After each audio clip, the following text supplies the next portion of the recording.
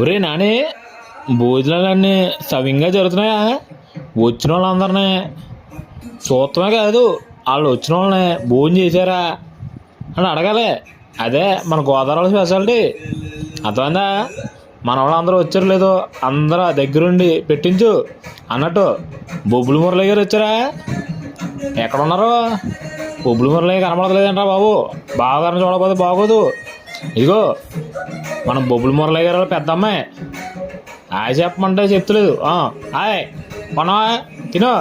ఇదిగో చిన్న అమ్మాయి. హాయ్ కిరణమ్మాయి, బాగున్నావమ్మా? అందరినీ ఆప్యాయతగా పలకరించాలని అప్పుడే పెళ్ళికి అందం. మన గోదావరిలో మర్యాదలు దీంట్లో తగ్గకూడతానని. అన్నయ్య, నేను అందరినీ కనుక్కుంటున్నాను. అదిగో బొబ్బులు మురళి బాబు కూడా చేయడు. ఇంకేంటి అన్నయ్య చెప్పు.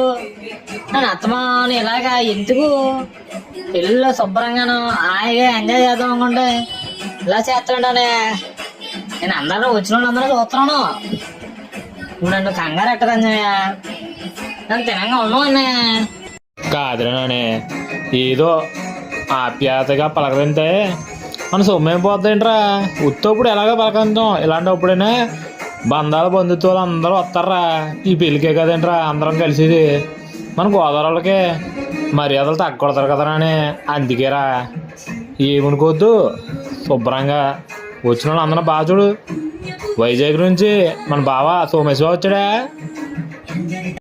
మన బావ సీతబాప బాలవదిన అందరూ కూడా వచ్చారు. మీరేం